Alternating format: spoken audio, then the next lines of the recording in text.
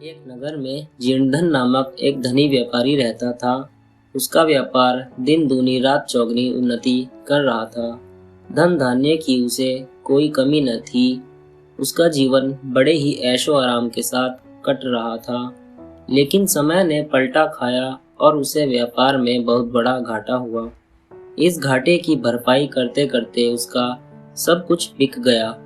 वह गरीबी के दिन काटने के लिए विवश हो गया। ऐसे में उसने सोचा कि इस नगर में गरीबी के दिन बसर करने से बेहतर है परदेश जाकर अपना भाग्य आजमा लूं। यह विचार दिमाग में आने पर उसने विदेश जाने की तैयारी कर ली।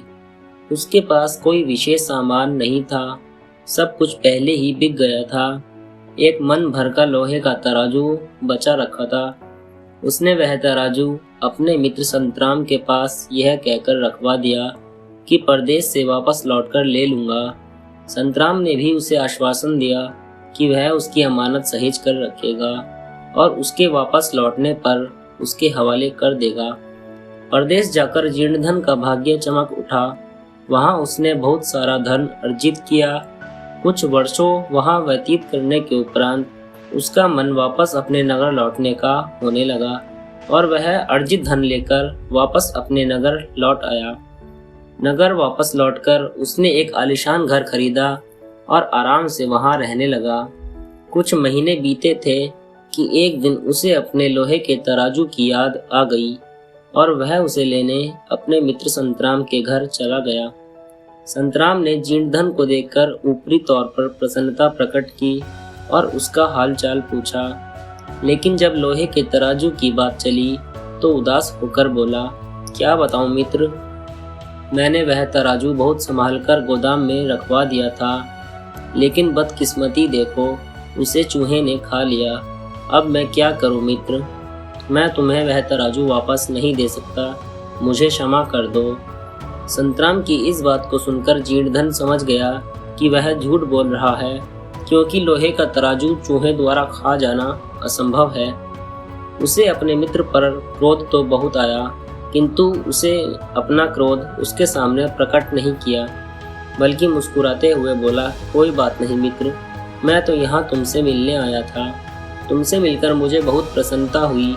अब मैं चलता हूँ, हो सके तो तुम मेरे साथ अपने पुत्र को भेज दो। मैं परदेश से तुम्हारे लिए उपहार लाया हूँ, वह मैं उसके हाथ तुम्हें भिजवा दूंगा। उपहार की बात सुनकर संतराम ने अपने 12 वर्ष के पुत्र को उसके साथ भेज दिया।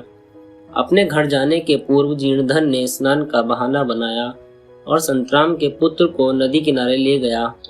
वहां एक गुफा में ले जाकर उसे बंद कर गुफा के द्वार पर उसने बड़ा सा पत्थर रख दिया, ताकि किसी भी सूरत में वह वहां से निकलकर भाग न सके। इधर शाम होते ही जब तक पुत्र वापस नहीं आया तो संतराम को चिंता हुई। वह जीर्णधन के घर पहुंचा और अपने पुत्र के बारे में पूछने लगा।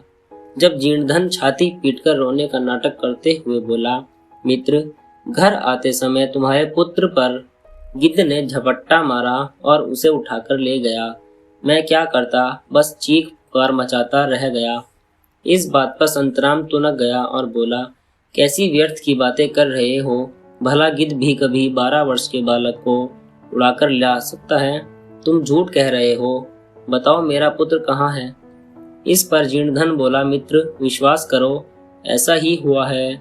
लेकिन संतराम नहीं माना और नगर के न्यायाधीश के पास जा पहुंचा। न्यायाधीश के समक्ष न्याय की गुहार रखते हुए वह बोला, महोदय, न्याय करें। इस आदमी ने मेरे 12 वर्ष के पुत्र को कहीं छुपा दिया है और अब झूठ कह रहा है कि उसे गिद्ध उठाकर ले गया है। भला ऐसा भी कभी हो सकता है? क्यों नहीं? जब मन भर का लोहे का तराजू चूहा खा सकता है तो एक बालक को भी गिद्ध उठाकर ले जा सकता है, जीर्णधन बोला। जीर्णधन की यह बात न्यायाधीश को समझ नहीं आई। उसने जब पूछा तो जीर्णधन ने अपने परदेश जाने, तराजू संतराम के पास छोड़ने और वापस मांगने पर चूहे द्वारा खाए जाने के संतराम के बहाने की बात बता दी। न्यायाधीश को पूरा माजरा समझते देर न लगी और उन्होंने संतराम से कड़ाई की पूछताछ की।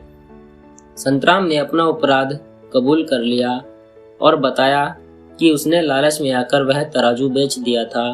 न्यायाधीश ने उसे तराजू का मूल्य जीर्णधन को देने का आदेश दिया और जीर्णधन से भी कहा कि वह उसका पुत्र उसे वापस लौटा दे। सीख जैसे को तैसा। दोस्तों, कहानी पसंद आई हो तो कहानी को लाइक और चैनल को सब्सक्राइब जरूर करें। मिलते हैं अन्य अध्याय के साथ।